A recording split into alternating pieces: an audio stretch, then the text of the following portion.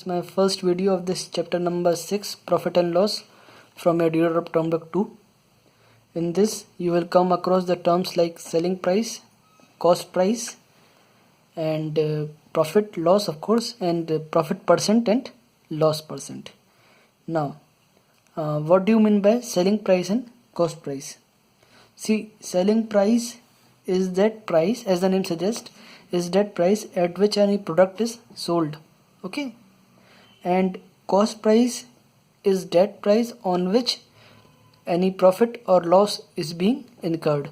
अगर हिंदी में समझा देते हैं, अगर कोई भी जैसे मान लीजिए उसकी कीमत इनिशियल कीमत है तो वो कॉस्ट प्राइस कहलाती है, और जिस पर बेची जाती है मतलब जिस प्राइस पर वो उसका सेलिंग होता है उसको बोलते हैं सेलिंग प्राइस, जिस प्राइस पर वो बिकती है.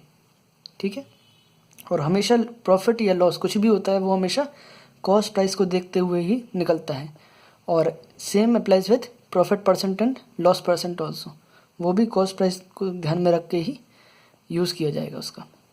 ठीक है, चलिए we will come with an example. First of all, before coming on the example, we have to go through some of the formulas. See, profit is equal to SP minus CP, मतलब profit is equal to selling price minus cost price. अगर selling price ज़्यादा है cost price से तो हम लोग को profit होगा. मान लीजिए कोई पेंसिल 10 रुपये की है और उसको 15 रुपये में बेचा जाए तो हम लोग को कितना प्रॉफिट हुआ? 5 रुपीज़ का. अगर 10 रुपये की पेंसिल 15 रुपीज़ में बेची जाए तो हम लोग को कितना प्रॉफिट हुआ? 5 रुपीज़ का. तो उसके लिए क्या है, कैसे पता चलेगा कि प्रॉफिट है या लॉस है? SP is always greater than CP. This is one bigger formula which you have to note. Okay, now second formula is for loss. If CP is greater than SP, selling price छोटा है cost price से, तो वहाँ पर loss होगा. मान लीजिए वही पेंसिल जो अभी 10 रुपये की थी वो 15 की जगह अगर मान लीजिए 5 रुपीज़ में सोल्ड होती है तो हम लोग को 5 रुपीज़ का लॉस हो जाएगा. ठीक है,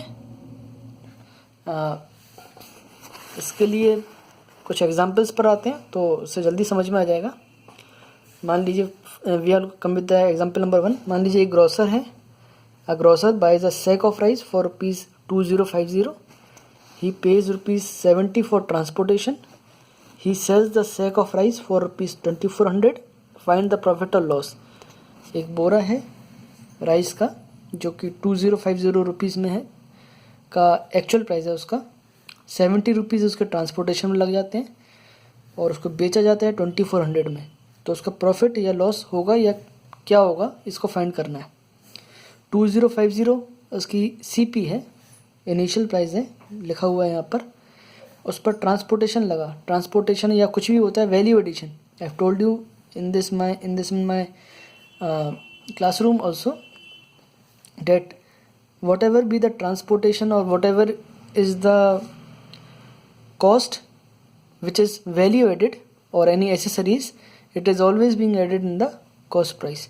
तो यहाँ पे 70 रुपीज़ का ट्रांसपोर्टेशन हुआ है, उसका SP से कोई लेना देना नहीं है, वो पूरा एडिशन होगा उसका कॉस्ट प्राइस में 2050 में. उसको बेचा गया 2400 में, तो क्या होगा, प्रॉफिट या लॉस? तो 2050 प्लस 70 इज इक्वल टू 2120. मुझे फाइनल कॉस्ट प्राइस आ गई. SP दिया ही था. अब as we know that SP is greater than CP, 2400 ज़्यादा है 2120 से, तो प्रॉफिट होगा. 2120 की चीज़ 2400 में बिक रही है तो प्रॉफिट होगा. प्रॉफिट कितना होगा? This is being solved here and 280 is the profit. Okay, now we are coming the example number 2. What is the cost price if a book is sold for ₹280 at a loss of ₹15? अगर SP given है, loss given है, तो CP निकालना है. Formula क्या होता है? CP is equal to SP plus loss. ये फॉर्मूला कहाँ से आया? ये फॉर्मूला आया है यहाँ से. Loss is equals to CP minus SP.